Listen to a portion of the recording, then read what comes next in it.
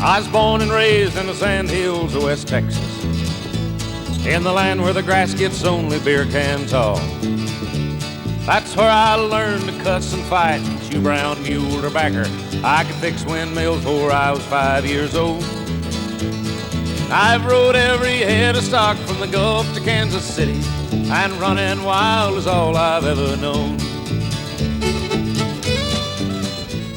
There's nothing better than a good horse hunt. It's quiet out there, and the cows will howl once in a while, and the dogs bark, but that don't bother. You look out just as far as I can see, and you see country. And I don't know, that's just my life. Can't change me. Oh, sure, you get tired from work, but you never get tired of riding a good horse. Well, like I say, I was just raised on a horse, and that's all I know. All I wanted to know, really. I started cowboying in '43.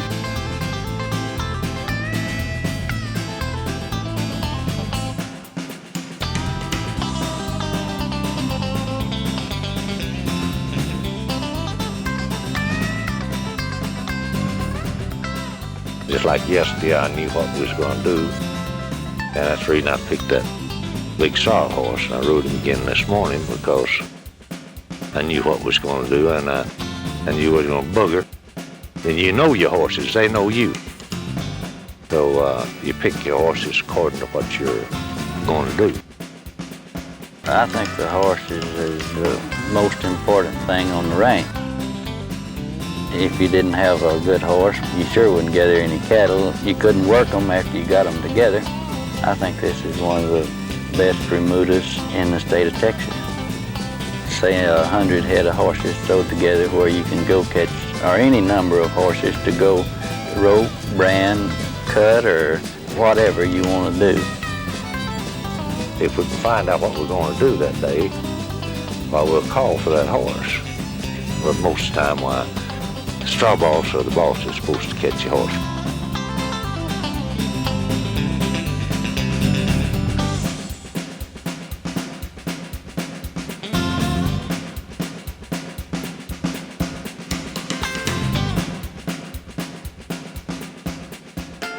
You've got to throw it high and let it drop flat. Because we do have good horses, we've been able to keep good men. Cowboy, that's one of the prime pieces of equipment. And a horse is one of our most vital tools to work in a ranch of this size, or most any size. We get up in the morning, we got something to look forward to. We go down there, we catch our horses and saddle up, and we'll head out to where we're going to work. And it's just something to look forward to every morning. We'll go to the horse lot, either Russell horses, that go down, saddle up, and then we'll leave by daylight, usually every morning. We load up in the pickup, maybe work on the north side this morning, and work the south end this afternoon. There's just really no comparison to now and 30 years ago what it was. It's mobilized, you might say.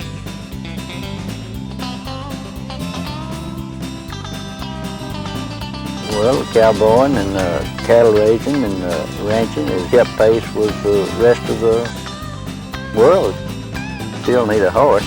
I think a horse will always be in service to the ranch, no matter how much you mobilize. The event of the gooseneck trailer and now using helicopter. With all of these changes, we still got to have horses and cowboys.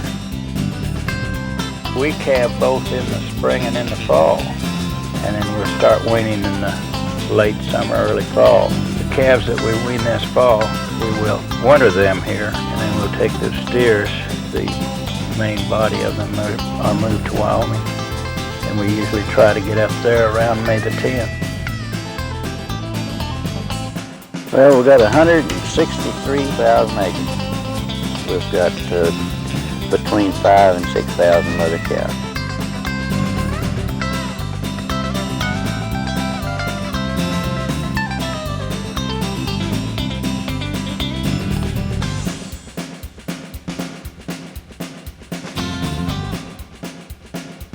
You have to have a a liking for horses and cattle and being outside and not getting shut up on inside. You just, well, I couldn't be shut up in the house, really.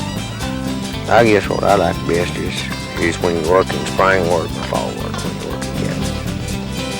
I like to ride good horses and I like to work cattle. So I'll just stay with it.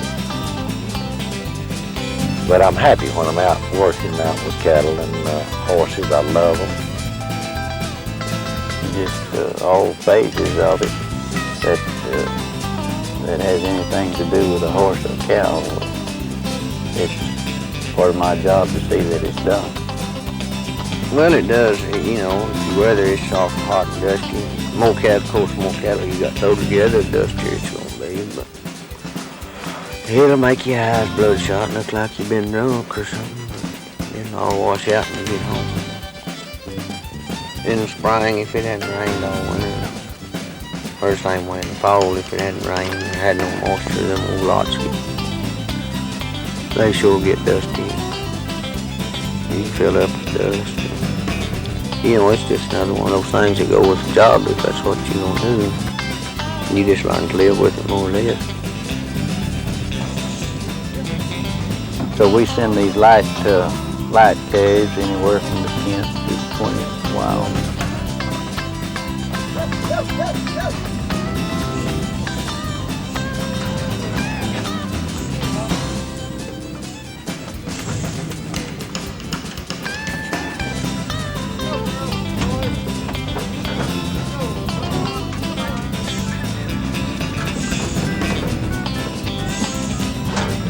We get them in the pen, we strip the cows off the calves, and they will have cows in one pen and the calves in another one. We used to move these cattle by rail and round them up. Everything was done horseback. Drove them about 2 days to the railroad north up here at Narcissus, which is between Matador and Paducah. And it was on a small scale like the old trail drives. I mean, it took a lot of manpower, a lot of horsepower, and loaded them on rail cars, shipped them to various places, and then when we bought the Wyoming property in the 50s, we'd have whole trains of cattle going up there. And we're still doing that, but now we move them by truck and can leave here, and they're up there. If we leave here by noon, they'll be unloaded at daylight in the morning.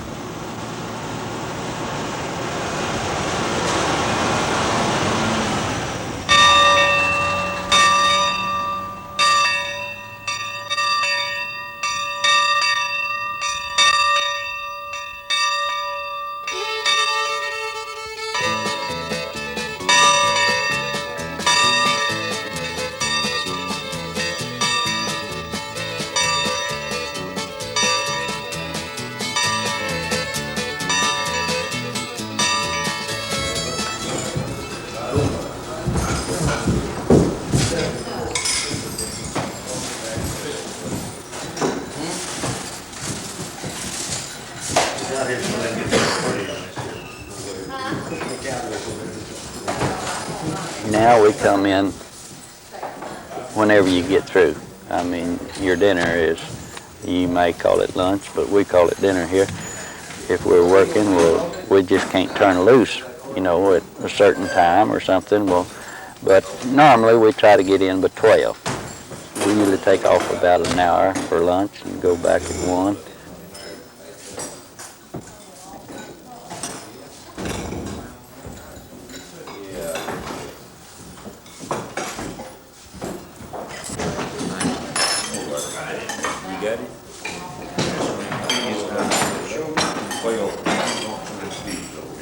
Did you put the heifers in the water out over there? Yeah. Yeah. Well, half of them to hold them up there a while, I think.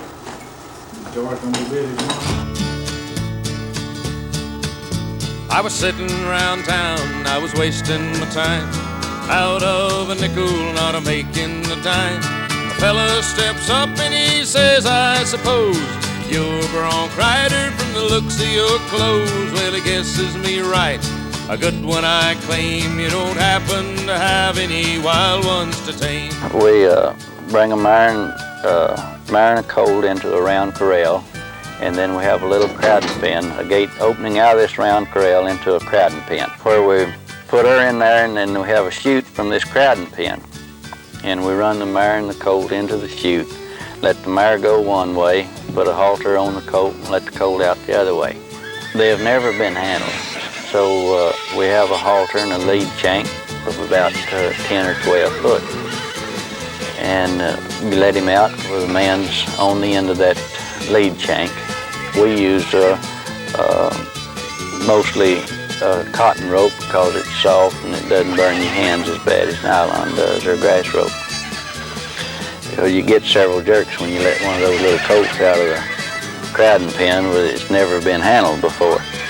And it doesn't take 15 or 20 minutes, or you can be up to that colt's side and walk around with him. We don't try to just take off and lead the colt or drag him or anything. It's best to get up beside of him and maybe catch hold of your halter and put your arm over his back, and then wherever he goes, will you go. And it's a pretty good race sometimes, but it seems to work good for us.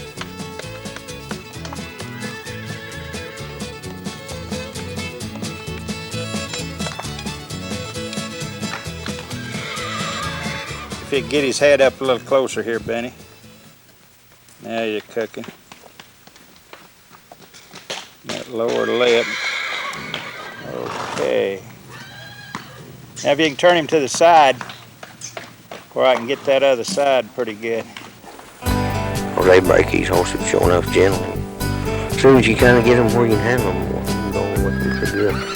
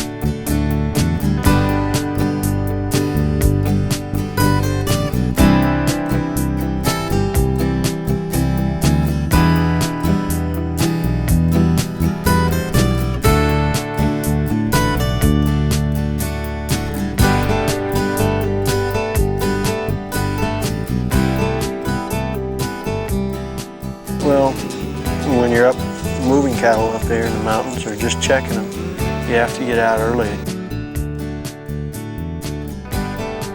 Say like first 2 hours of daylight, when it's nice and cool, the cattle stay out, you can see them all. So you have to usually get up before light, get your horse ready, and have breakfast and be ready to go as soon as the sun starts to come up, and give you enough time to cover the whole range before it starts getting hot and they start going back into the trees. In some places there are 3 or 4 ranches that run their cattle together, and others it's just one ranch. Right around here we 2 different outfits. They have like total about 400 head of cattle up on this one permit.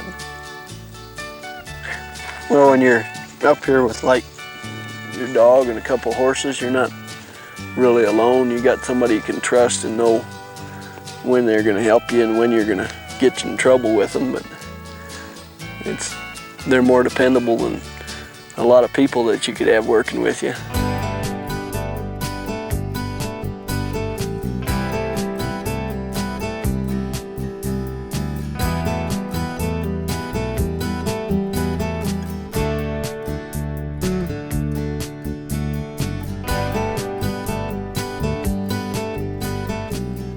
Mainly what I'm up here to do is keep them from overgrazing one particular area.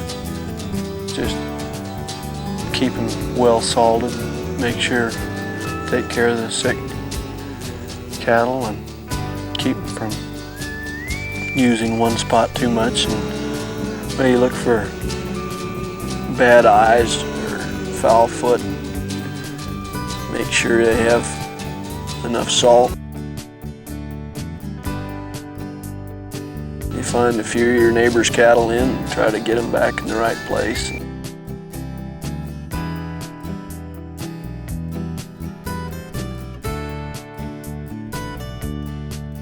Good feeling to be out riding around the cattle or sitting by a stream fishing.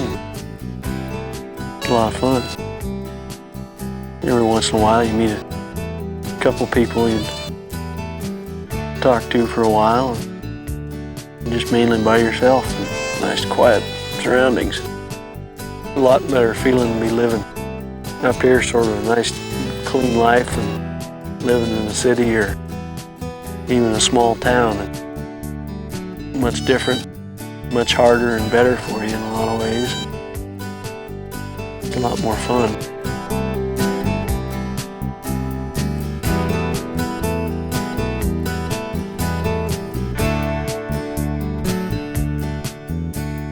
It's always nice to have a good, clean, warm cabin to come back to if you're stay out riding, get in after dark.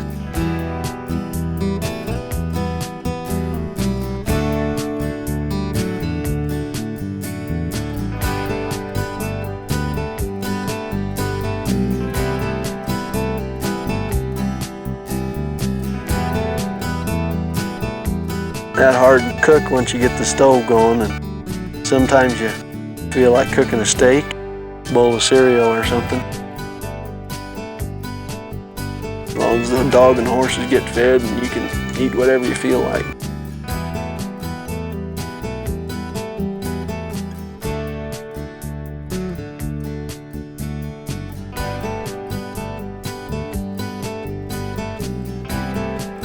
Well, when it starts turning a little bit cooler and the grass starts getting a little short, and you get more deer and elk coming down from the high country, it's about time for the snow to start and time to get the cattle out before the first snow and get a bunch stuck back in here. Like either the whole family or everyone that works on the place takes a couple days and comes up to the mountains. We're gonna go out on Rapid Creek tomorrow and bring them all the way down to Poverty Flat and upper teepee patch. Well, after we get the rest of that stuff moved, we'll go ahead and gather them all. So we just will go get them now. All right?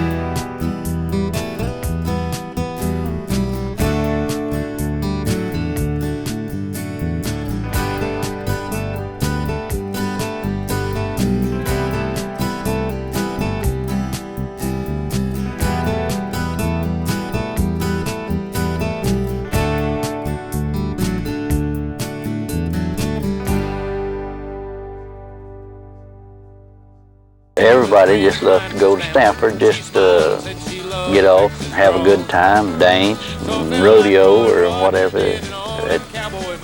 to get off and relax.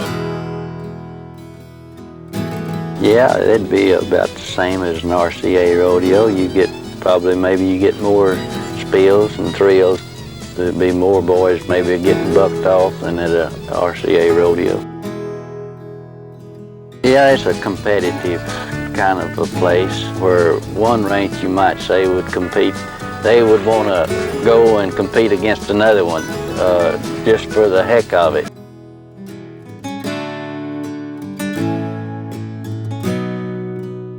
I didn't get the rope this year. got my horse snake bit and died. I didn't get the rope, but I've won the saddle, the spurs, and the belt buckle.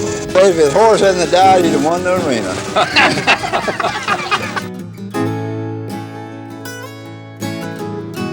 All the double mugging is two men. One is a roper and the other is your mugger. One of you ropes a yearling and your mugger mugs him. I'd say it comes from what you might do on the range where you'd catch a big old yearling and you need some help to get him down on the ground. It would come from range work.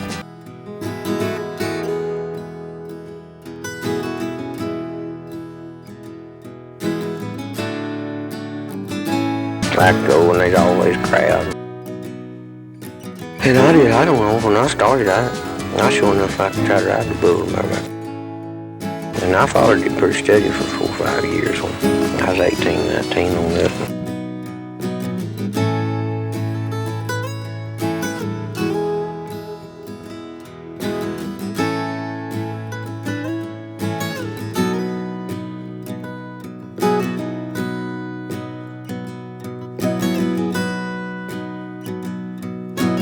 It's something that we look forward to.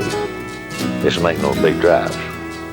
But you'll see some man up on the hill somewhere moving, well, you'll know to move on up then and get the drivers going. It's very interesting. You see those cattle going down the draws, cattle trying to get away, and overall it's something that keeps that you're looking to all the time.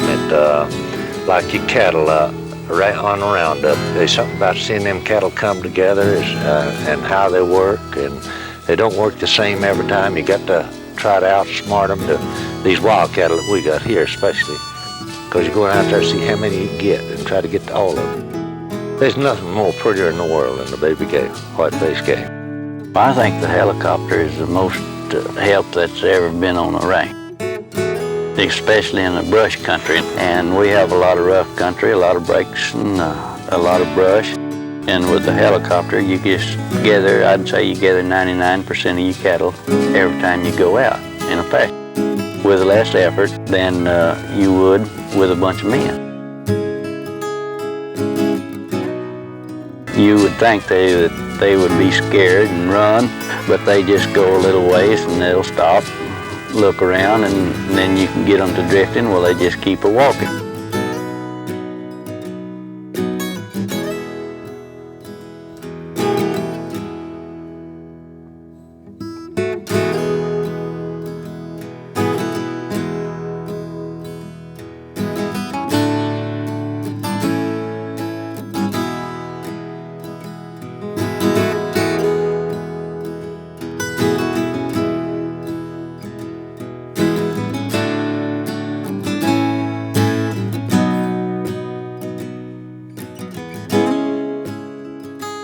Oh, you get aggravated, you know, and put in a long day. There's always something that'll compensate it. Come in tired and mad and gonna quit, and have to take a bath, go to bed, and the next morning just can't wait to get back down there and catch another horse. Our ranches is here to stay for a long time yet, and I don't think there's be a time that we won't need a good horse.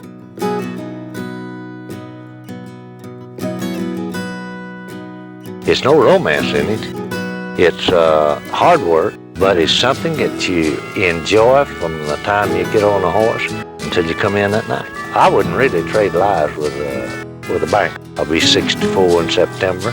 I think I've lived a pretty ripe life.